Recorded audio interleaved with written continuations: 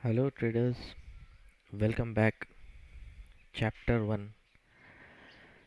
इस सीरीज़ का, learning series का बहुत बहुत स्वागत है आप लोगों का। उम्मीद है कि आप लोग बहुत गौर से, बहुत ही शिद्दत से और बहुत ही मेहनत से इस सीरीज़ को आगे देखेंगे और सीखेंगे। चलिए शुरुआत करते हैं चैप्टर 1 की। तो चैप्टर 1 में हम लोग थोड़ा सा इसको कुछ इम्पोर्टेंट पॉइंट्स हैं जो कि आपको आपके ट्रेडिंग जर्नी में भी काम आएंगे और इस टोटल लर्निंग सीरीज़ में भी काम आएंगे। तो कुछ इम्पोर्टेंट पॉइंट्स पहले हम लोग डिस्कस करेंगे जो कि आपको एक अच्छा ट्रेडर बनने में, एक समझदार ट्रेडर बनने में बहुत ही हेल्प करेगा। ठीक है, तो चैप्टर 1 की शुरुआत करते हैं। जो आपको सिखाया जाएगा चैप्टर 1 में, वो एक बहुत ही अच्छा प्राइस एक्शन लीडिंग इंडिकेटर सिखाया जाएगा। ठीक है, ये सिर्फ और सिर्फ अकेला एक प्राइस एक्शन का लीडिंग इंडिकेटर है। बाकी सब जो इंडिकेटर्स आप लोग यूज़ करते हैं सब लैगिंग इंडिकेटर्स है, चाहे वो आरएसआई हो, चाहे मूविंग एवरेज हो, चाहे एक्स वाई जेड कुछ भी हो। ठीक है, वो सब के सब प्राइस एक्शन हो जाने के बाद आपको इंडिकेट करते हैं, राइट। लेकिन ये एक सिर्फ एक लौता लीडिंग इंडिकेटर है जो कि प्राइस एक्शन इंडिकेटर है, जो कि आप लोग इस सीरीज में सीखने वाले हैं। बहुत ही ज़बरदस्त रिजल्ट है इसका। आपको सिर्फ करना इतना है कि कुछ रूल्स फॉलो करने हैं, डिसिप्लिन में रहना है, मनी मैनेजमेंट और रिस्क मैनेजमेंट को फॉलो करना है। ठीक है, और मेहनत, बहुत ज़्यादा मेहनत। अगर आप टिप सोच रहे हैं, अगर आप शॉर्टकट सोच रहे हैं, ठीक है, अगर आप शॉर्टकट सोच रहे हैं, टिप्स सोच रहे हैं, तब फिर मेरा ये सजेशन रहेगा कि आप इस वीडियो को यहीं बंद कर दीजिए और आपको टाइम वेस्ट हो जाएगा आपका। ठीक है, क्योंकि ये लर्निंग वीडियो है, इसमें ना कोई टिप है ना कोई शॉर्टकट है। मेहनत है, समझदारी है, आपका कितना डेडिकेशन है सीखने पे, वो आपको बताएगा कि आगे आगे आने वाले दिनों में आप किस तरह के ट्रेडर बनते हो। बाकी जहाँ तक ये सिस्टम का, ये इंडिकेटर का, ये पूरा प्रोसेस का सवाल है, बहुत ही ज़बरदस्त है, एक्स्ट्रा ऑर्डिनरी है। ठीक है, आप आगे जैसे जैसे जैसे सीरीज़ में बढ़ेंगे आपको वैसे वैसे समझ में आते जाएगा कि कैसा इसका परफॉर्मेंस है, कैसा इसका क्या कहते हैं उसको कि इसका रिजल्ट है। ठीक है, कि मतलब लाजवाब। आप, मैं खुद क्या बोलूँगा, आप खुद इसको सीखेंगे तो समझ में आएगा। चलिए एनीवेज स्टार्ट करते हैं। तो पहला पॉइंट क्या रहेगा कि basic of candle sticks.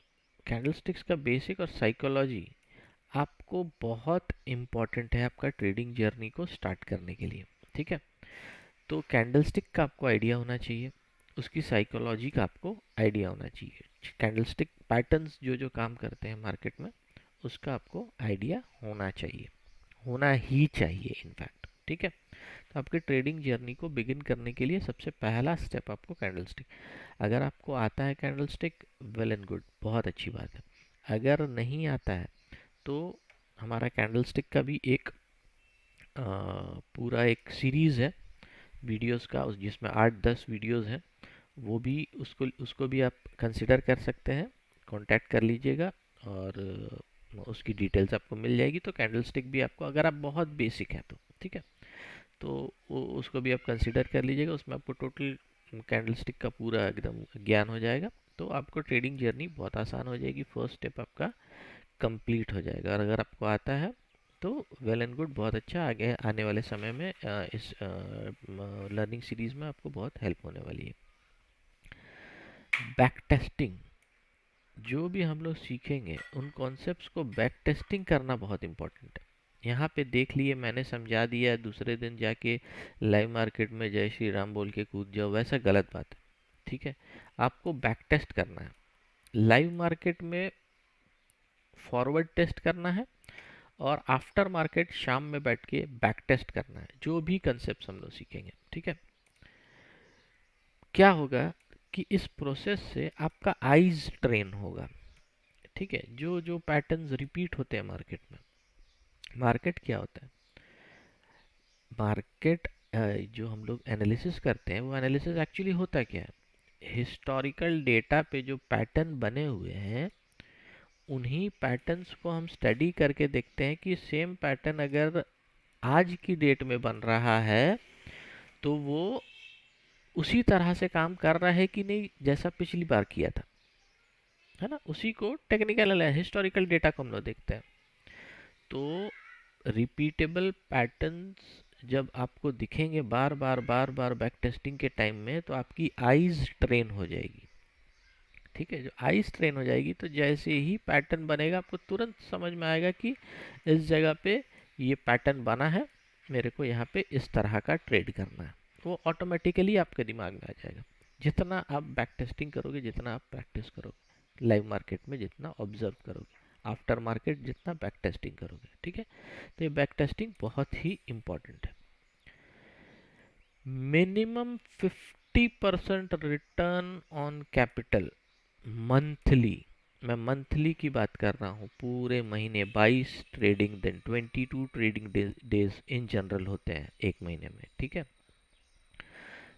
50% return, समझ लो आपने 1,000 रुपये से शुरू किया फॉर एग्जांपल है। ठीक है, तो एक महीने के अंदर आपके पास 1,500 रुपये होने चाहिए। ठीक है, मतलब 1,000 रुपये तो आपका कैपिटल था, 1,000 प्लस 500। ठीक है, तो आफ्टर मंथ एंड आपके पास 1,500 रुपये एटलीस्ट होने चाहिए। 50% रिटर्न ऑन कैपिटल बेस गोल होना चाहिए, है ना। एक नॉर्मल सा बेसिक पहला गोल होना चाहिए इंट्राडे ट्रेडिंग के लिए। उसके बाद आप जितना इसको बढ़ा सकें।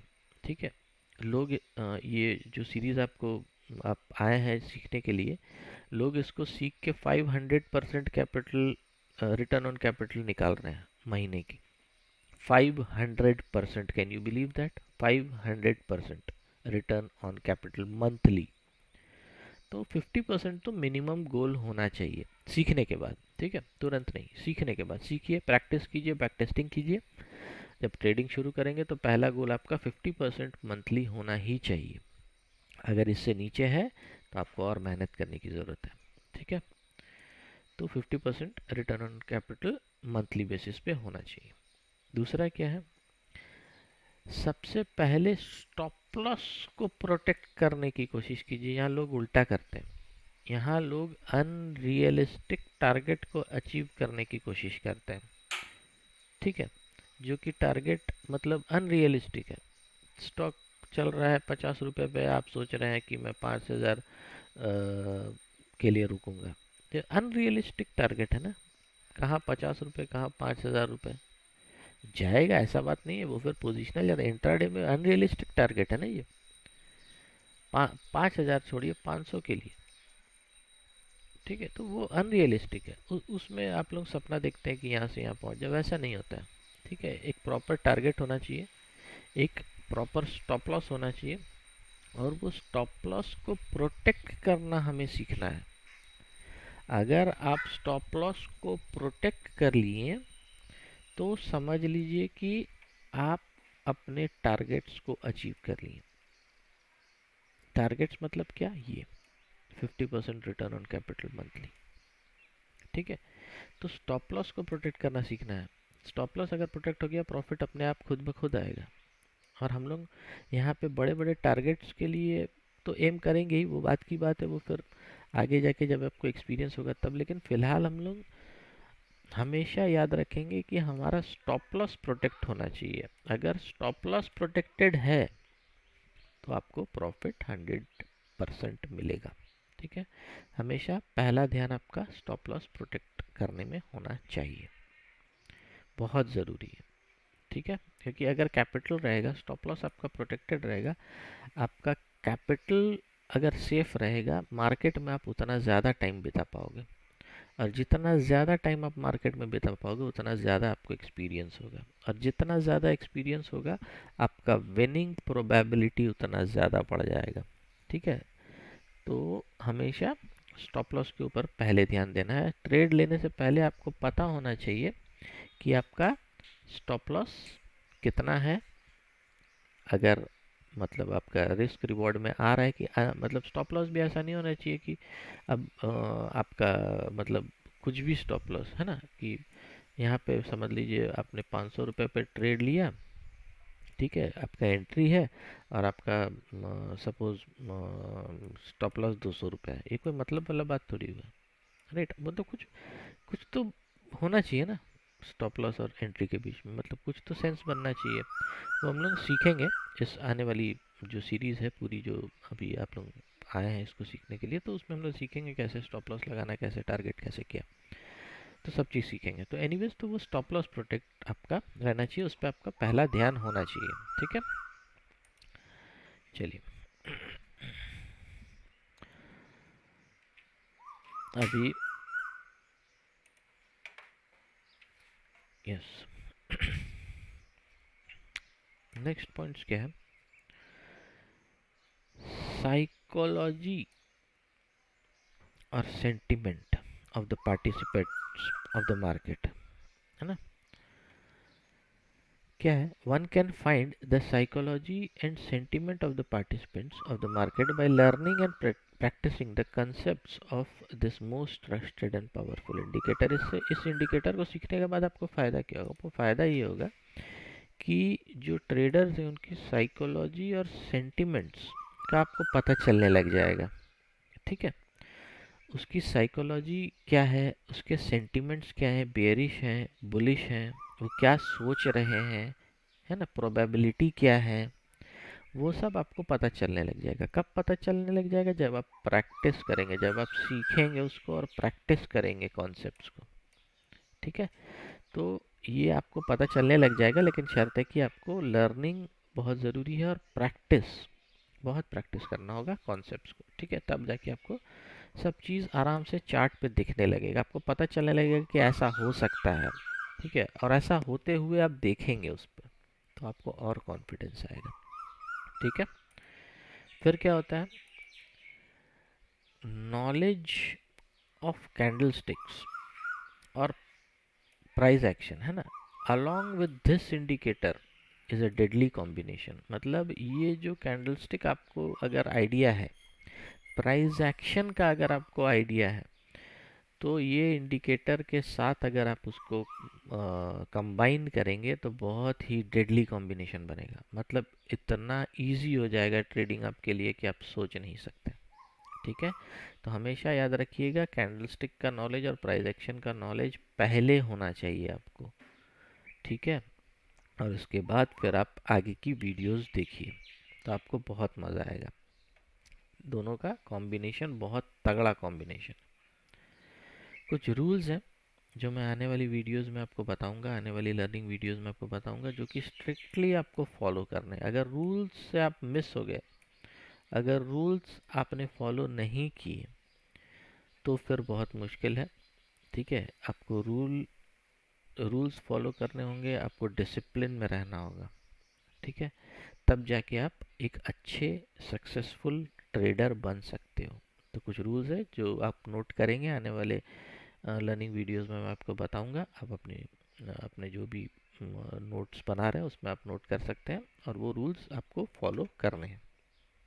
ठीक है, रिस्क मैनेजमेंट और money management is the key to success in stock market. ठीक है, आपका रिस्क मैनेजमेंट कैसा है, आपका मनी मैनेजमेंट कैसा है, यही स्टॉक मार्केट में आपको आगे लेके जाएगा। ये सब तो आप सीख लोगे, ठीक है, रूल्स भी आप फॉलो कर लोगे, इंडिकेटर भी सीख लोगे, कैंडलस्टिक भी सीख लोगे, प्राइस एक्शन भी सीख लोगे, लेकिन अगर रिस्क मैनेजमेंट नहीं आता आपको, मनी मैनेज करना नहीं आता आपको, तो आप स्टॉक मार्केट में सक्सेस नहीं कर सकते। ठीक है, 2 लाख रुपए कैपिटल लेके आए मार्केट में मान लीजिए, ठीक है, और 2 लाख रुपए एक दिन में लगा दिए, स्टॉप लॉस का कोई माय बाप नहीं, कोई ठिकाना नहीं। ठीक है, डे एंड होते होते आपके पास हाथ में सिर्फ 10,000 रुपये बचे, मान लो सपोज, क्या फ़ायदा हुआ? अब तो नेक्स्ट दिन से ट्रेडिंग ही नहीं कर पाओगे। और अगर ट्रेडिंग कर भी पाओगे 10,000 से, तो क्या आपका वो कॉन्फिडेंस रहेगा 1,90,000 रुपये डुबाने के बाद एक दिन में? कॉन्फिडेंस ही नहीं रहेगा। तो इसको बोलते हैं रिस्क मैनेजमेंट, कि अगर 2 लाख लेके आप बैठे हो तो आपका मिनिमम 2,000 से ज़्यादा लॉस नहीं होना चाहिए। ठीक है, 2,000 मैक्सिमम, इसके अंदर ही होना चाहिए, 2,000 से ऊपर जाना नहीं चाहिए लॉस। इसको बोलते हैं रिस्क मैनेजमेंट। ठीक है, मनी को कैसे मैनेज करना है? मान लो आपके पास 2 लाख रुपीज़ है, तो इसमें से आप सिर्फ और सिर्फ 10% से आप ऑप्शन ट्रेडिंग करोगे। ठीक है, मैं इंडेक्स ऑप्शन की बात कर रहा हूँ। ठीक है, इंडेक्स ऑप्शन आप सिर्फ और सिर्फ इंडेक्स ऑप्शंस करोगे 10% ऑफ दिस से, आपका जो टोटल कैपिटल है उसका 10% से। बहुत ज़्यादा से ज़्यादा अगर आपका रिस्क टेकिंग कैपेसिटी ज़्यादा है तो आप 20% कर सकते हो उसको, बाकी पैसा आप सेफ रखोगे। ठीक है, या कहीं इन्वेस्ट कर दोगे शॉर्ट टर्म के लिए। ठीक है, तो उसको बोलते हैं मनी मैनेजमेंट। बहुत प्रकार के होते हैं, बहुत टाइप के होते हैं। तो रिस्क मैनेजमेंट और मनी मैनेजमेंट बहुत ही ज़रूरी है स्टॉक मार्केट में। ये कोई जुआ नहीं है, this is a business, this is not a gamble, this is a bloody business and a hard core business. ठीक है, तो रिस्क मैनेजमेंट और मनी मैनेजमेंट यहाँ पे बहुत ही ज़्यादा ज़रूरी है। तो इसका आप ज़रूर ख्याल रखिएगा और अपनी ट्रेडिंग जर्नी को शानदार बनाइएगा। ठीक है, तो ये सब कुछ पॉइंट्स थे जो आपको हमेशा आपकी ट्रेडिंग जर्नी में काम आएंगे। चाहे तो वीडियो को पॉज कर करके सब अपने नोट्स में लिख लीजिएगा, बना लीजिएगा अपने हिसाब से, लेकिन ये सब बहुत ही ज़्यादा ज़रूरी है। ओके, बहुत ज़्यादा ज़रूरी है, तो ये सबको नोट कर लीजिएगा। चलिए, अभी हम लोग चलते हैं और आगे मेन कोर्स की तरफ। जो हम लोग इंडिकेटर पढ़ने वाले हैं सीरीज़ में, वो है CPR। अब आप लोगों में से बहुत जनों ने नाम सुना होगा, बहुत ने नहीं सुना होगा, बहुत जन इसके बारे में कुछ जानते भी होंगे, बहुत जन नहीं भी कुछ जानते होंगे।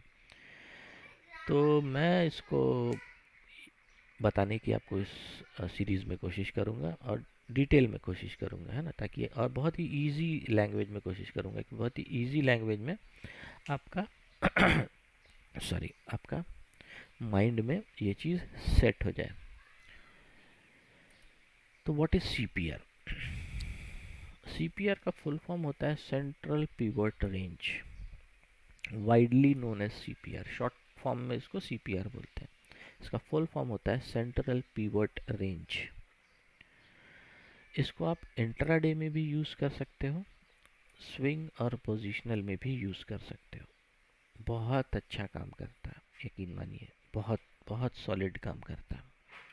ठीक है, क्या काम करता है CPR?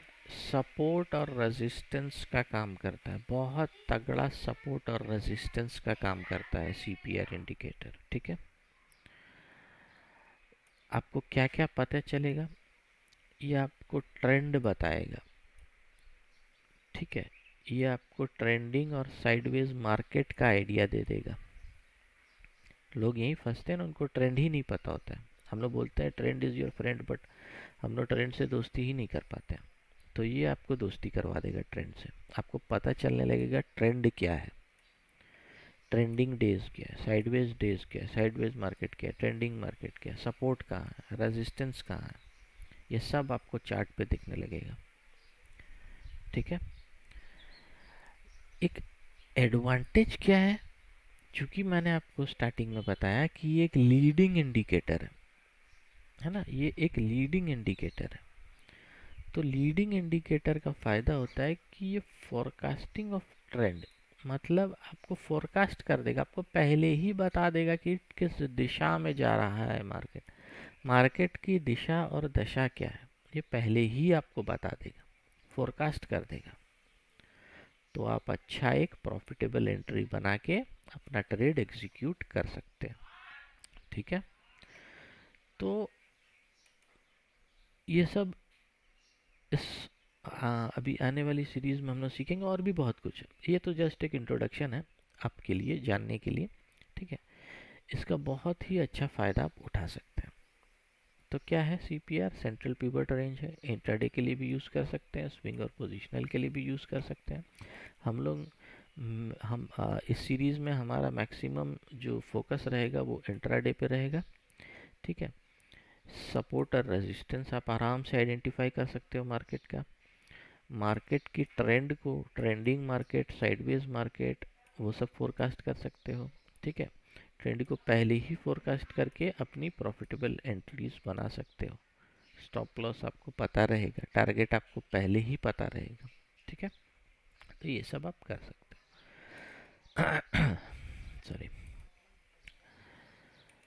तो अभी हम लोग और आगे बढ़ते हैं।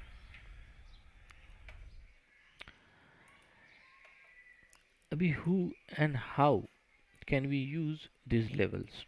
कौन यूज कर सकता है इस लेवल्स को और कैसे यूज कर सकता है?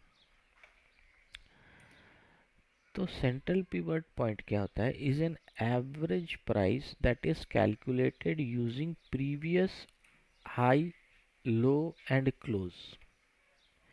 ठीक है, प्रीवियस ट्रेडिंग सेशन का, प्रीवियस ट्रेडिंग सेशन है ना, जैसे आज अगर हमें ट्रेड करना है तो पिछले दिन का ट्रेडिंग सेशन का हाई, लो और क्लोज, इसका एवरेज निकाल के, उसका फॉर्मूला है, आगे हम लोग जानेंगे उसका फॉर्मूला है, वो फॉर्मूला पे हाई, लो और क्लोज को पिछले ट्रेडिंग सेशन का सेट करके हम लोग उसको करंट डे में यूज़ करेंगे। जो जिस दिन हमें ट्रेडिंग करना है उस दिन हम उन वैल्यूज़ को यूज़ करेंगे।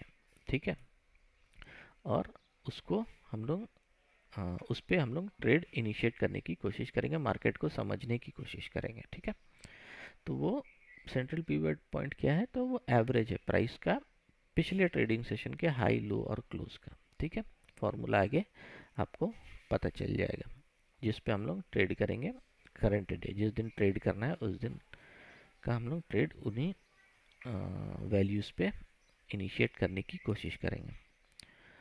अभी क्या होता है पास्ट डेटा?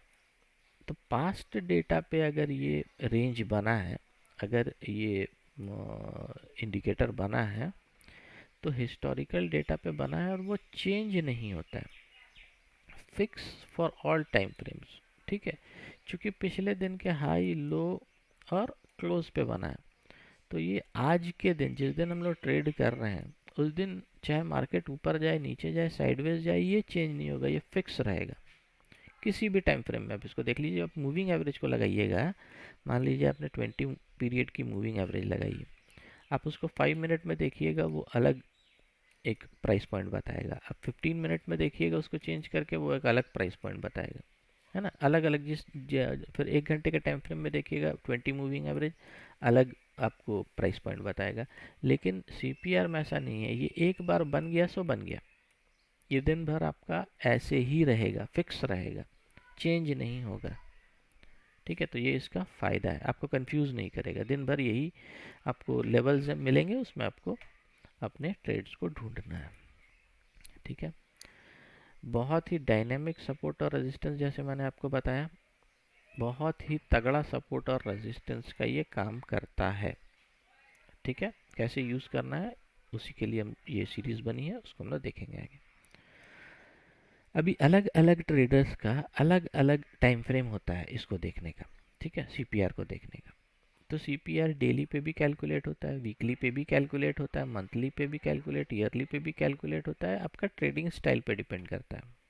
ठीक है, अब जो इन्वेस्टर्स हैं, जो लॉन्ग टर्म सोचते हैं, है ना, इन्वेस्टर्स 2 साल, 3 साल, 5 साल, 10 साल, जो भी लॉन्ग टर्म सोचते हैं, वो लोग ईयरली लेवल्स को देखते हैं।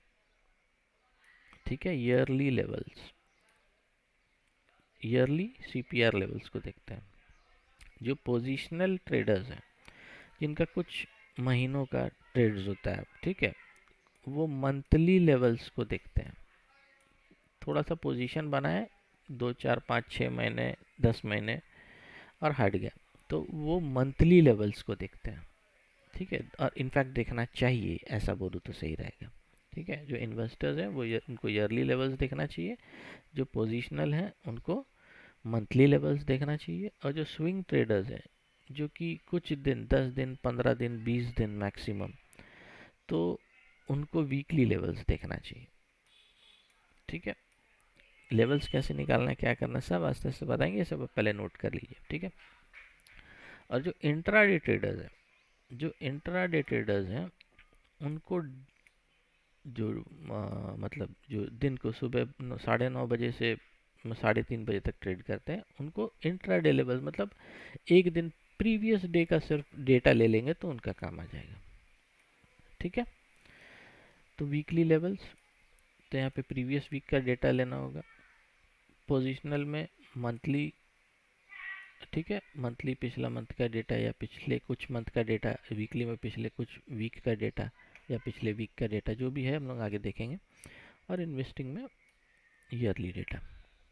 तो ये सब आपको पता होना चाहिए कि आप किस कैटेगरी में आते हैं। ठीक है, सब करना आसान नहीं है, बहुत मेहनत लगता है। अगर आपको सब ये करना है तो टाइम भी लगेगा, मेहनत, ऐसा नहीं है कि इम्पॉसिबल है, लोग करते ही हैं, पॉसिबल है, बिल्कुल पॉसिबल है। एक एक करके स्टेप में जाइएगा। अगर आप इंट्राडे से स्टार्ट करते हैं तो इंट्राडे में जाइए, है ना, इसको अच्छे से सीखिए, करिए। फिर आस्ते आस्ते वीकली में जाइए, इसको अच्छे से सीखिए, करिए। फिर मंथली में जाइए, आस्ते आस्ते इसको अच्छे से सीखिए, करिए, टाइम लगेगा। और फिर ईयरली में जाइए इन्वेस्टर्स के। ठीक है, तो कॉन्सेप्ट्स लगभग लगभग सब में सेम रहते हैं, कुछ एक थोड़ा मोड़ा अंतर होता है, बहुत माइनर सा, लेकिन बाकी जो कोर कॉन्सेप्ट है इंडिकेटर का वो इंटैक्ट, वो सेम रहता है। ठीक है, वो एकदम मतलब वो चेंज नहीं होगा, नेवर चेंजिंग प्रिंसिपल्स हैं। तो हम लोग यहाँ पे मेन कंसंट्रेट करेंगे इंट्राडे पे। ठीक है, इस सीरीज में, तो ये आप नोट कर लीजिएगा। अभी ये फॉर्मूला है सीपीआर का। ठीक है, तो सीपीआर का फॉर्मूला क्या होता है, pivot, pivot high low close divided by 3 से बनता है। ठीक है, मतलब ये प्रीवियस डे का, जब डे खत्म हो गया तो फिर प्रीवियस डे का हाई होगा, प्रीवियस डे का लो होगा, प्रीवियस डे का क्लोज होगा, तीनों आपको मिल जाएंगे प्रीवियस डे के, डिवाइडेड बाय 3। ये पीवट है। ये देखिए, ये सब आपको मैनुअली नहीं करना है, ये आपको सिर्फ एक मैं नॉलेज दे रहा हूँ। आजकल तो डिजिटलाइज हो गया, पहले ये मैनुअली करते थे लोग, अभी क्या है, डिजिटलाइज हो गया, हर प्लेटफॉर्म पे आराम से ये इंडिकेटर अवेलेबल है। आपको सिर्फ प्लॉट कर देना इंडिकेटर, ये अपने आप ये सब कैलकुलेट करके आपको डिस्प्ले कर देगा। ठीक है, तो ये सब मेहनत आपको नहीं करना, लेकिन आपको पता होना चाहिए कि ये किस तरीके से बना है। ठीक है, बीसी, बीसी क्या होता है, टीसी क्या होता है, अभी आगे जानेंगे। उसका फॉर्मूला है high plus low, previous day का हाई, प्रीवियस डे का लो, दोनों को ऐड करेंगे, डिवाइडेड बाय 2। टीसी क्या होता है आगे देखेंगे, पीवट यानी ये वाला। ठीक है, इसका जो भी आंसर आया है माइनस बीसी, मतलब इसका जो भी आंसर आया है, इस इसका आंसर माइनस इसका आंसर प्लस पीवट, प्लस यही वाला पीवट। ठीक है, तो उसका जो भी आंसर आएगा वो टीसी बन जाएगा। फिर S1 यानी सपोर्ट 1, तो 2 into this pivot minus high, ये वाला जो हाई है प्रीवियस डे का। ठीक है, फिर R1 का क्या होता है, 2 इंटू पीवट माइनस लो, ये वाला लो। ठीक है, S2 का क्या होता है, पीवट यानी इसका जो भी आंसर है माइनस हाई माइनस लो। ठीक है, R2 का क्या है, pivot plus high minus low. ठीक है, तो ये इसका फॉर्मूला है, ये आप अच्छे से स्क्रीन को रोक के भी देख सकते हैं और इसको पॉज करके नोट भी कर सकते हैं। हालांकि इसका आपको अब ज़रूरत पड़ता नहीं है, क्योंकि सब चीज़ डिजिटल हो गया, डायरेक्टली प्लॉट हो जाता है इंडिकेटर चार्ट पे। ठीक है, लेकिन आपको ये चीज़ पता होना चाहिए कि ये सीपीआर किस बेस पे बना है। तो देखिए कितना प्राइस एक्शन, क्या है, एब्सोल्यूट वैल्यू है हाई, एब्सोल्यूट वैल्यू है लो, एब्सोल्यूट वैल्यू है क्लोज, ये चेंज नहीं होगा। एक बार बन गया दिन के आखिरी में 3:30 बजे, ये चीज़ आपको पता चल जाएगी। ठीक है, ये खत्म हो गया, जैसे ही मार्केट क्लोज हो गया ये आपको पता चल जाएगी, ये एब्सोल्यूट वैल्यू है, ये फिर चेंज नहीं होगा, एक बार बन गया सो बन गया। तो फिर नेक्स्ट दिन के लिए ये वाला फॉर्मूला लगा के हम ट्रेड करते हैं। ठीक है, तो आपको पहले से रेजिस्टेंस पता होगा नेक्स्ट दिन के लिए, पहले से सपोर्ट पता होगा नेक्स्ट दिन के लिए, और पहले से ये पता होगा नेक्स्ट दिन के लिए। अब ये क्या है ये हम लोग देखेंगे अभी। ठीक है, तो ये CPR का फॉर्मूला है। अभी जब आप प्लॉट करेंगे CPR इंडिकेटर को कैसे करना है, क्या करना है, सब आस्ते आस्ते आगे हम लोग सीखेंगे। एकदम आराम आराम से हम लोग आगे बढ़ेंगे। ठीक है, कोई घाई नहीं है। मैं पूरे फुर्सत में, पूरे पॉजिटिव एनर्जी के साथ, पूरे अच्छे नीयत से आपको ये सीरीज़, ये लर्निंग वीडियोस दे रहा हूँ। तो बिल्कुल भी हड़बड़ी नहीं है, कोई घाई नहीं है। मैं उम्मीद करता हूँ आप भी एकदम आराम से, चैन से, खुले मन से, खुले दिमाग से, शांति से ये वीडियोस देख रहे होंगे। ठीक है, तो जैसे ही आप प्लॉट करेंगे सेंट्रल पिवट रेंज, तो इस तरह का कुछ प्लॉट होगा आपके चार्ट पे। ठीक है, ये जो रेंज है बीच वाला ब्लू लाइंस जो आपको दिख रहा है, इसको बोलते हैं CPR, सेंट्रल पिवट रेंज। ठीक है, सेंट्रल पिवट रेंज। इसमें 3 लाइंस होती हैं। ये जो ऊपर वाली लाइन है ये होता है TC, नीचे वाला जो लाइन होता है ये होता है BC, और बीच वाला जो लाइन होता है ये होता है मेन पिवट, सेंट्रल पिवट। तो ये तीनों का जो कॉम्बिनेशन है, तीनों लाइंस का जो जोन है, ठीक है, ये तीनों लाइंस का जो जोन है इसको हम लोग बोलते हैं CPR, सेंट्रल पिवट रेंज। ठीक है, इसका फॉर्मूलाज मैंने आपको पिछली स्लाइड में बता दिया। TC का क्या फॉर्मूला है, BC का क्या फॉर्मूला है, और पिवट का क्या फॉर्मूला है। फॉर्मूला आपको मैनुअली प्लॉट नहीं करना है, इंडिकेटर प्लॉट कर देना है, बाकी सब काम इंडिकेटर करेगा। ओके, ये प्रीवियस डे हाई प्लॉट हो जाएगा, प्रीवियस डे लो प्लॉट हो जाएगा। ठीक है, ऑरेंज लाइन में जनरली होता है। ठीक है, इसका लाइंस का कलर्स भी जनरली फिक्स रहता है, आप चाहे तो चेंज कर सकते हैं, लेकिन जो जनरल डिस्प्ले होता है ये यही होता है। ब्लू लाइंस में आपको CPR प्लॉट होता है। ऑरेंज लाइन ऊपर वाला, अगर ऑरेंज लाइन आपको दिख रहा है तो मतलब आपको समझ जाना है प्रीवियस डे हाई है, और नीचे अगर ऑरेंज लाइन आपको दिख रहा है तो उसका मतलब आपको समझ जाना है प्रीवियस डे लो है। शॉर्ट में हम लोग PDL और PDH बोलते हैं, प्रीवियस डे हाई और प्रीवियस डे लो। ठीक है, उसके बाद आता है R1। इसका भी फॉर्मूला पिछली स्लाइड में मैंने आपको बताया। तो ये रेजिस्टेंस 1 है, उसके ऊपर आता है रेजिस्टेंस 2, R2। ठीक है, तो ये दो रेजिस्टेंस और प्रीवियस डे हाई है। CPR के ऊपर ये तीनों लाइन आपको रेजिस्टेंस का काम करेगा। CPR के नीचे ये तीनों लाइन, ये सपोर्ट है, देखो ग्रीन में इसलिए मार्क किया हुआ। ठीक है, सपोर्ट है S1, ये सपोर्ट है S2। फॉर्मूला पिछली स्लाइड में हमने डिस्कस किया था, और ये प्रीवियस डे लो है। तो CPR के नीचे जो है वो सपोर्ट रहेगा, CPR के ऊपर जो है वो रेजिस्टेंस रहेगा। ठीक है, तो दो सपोर्ट मिल गया आपको नीचे, प्रीवियस डे लो मिल गया, ऊपर प्रीवियस डे हाई, और दो रेजिस्टेंस, और बीच में सेंट्रल पिवट रेंज। तो ये कुछ इस तरह से आपको दिखेगा चार्ट पे। ठीक है, कैसे यूज़ करना है, क्या यूज़ करना है, किस तरह से इसको समझना है, आगे देखते हैं। तो ये रहता है, इसको प्लॉट कैसे करना है वो भी मैं आपको बताऊंगा आगे वीडियो में जाके। पहले इसको समझते हैं कि ये होता क्या है। ठीक है, उसके बाद प्लॉटिंग वोटिंग उस पर काम कैसे करना है, उसकी साइकोलॉजी कैसे समझनी है, उसको देख के मार्केट को कैसे समझना है, वो सब हम लोग आगे पूरा सीरीज़ में समझने वाले हैं। तो ये एक बेसिक मैं आपको इंडिकेटर का आइडिया दे रहा हूँ, कुछ रूल्स आगे जाके बताऊंगा तो वो सब फॉलो करना है आपको। तो यहाँ पे चैप्टर 1 एंड होता है, और चैप्टर 2 की शुरुआत करेंगे। उससे पहले आप इसको अच्छे से देख लीजिएगा चैप्टर 1 को, पॉइंट्स सब नोट करके रखिएगा।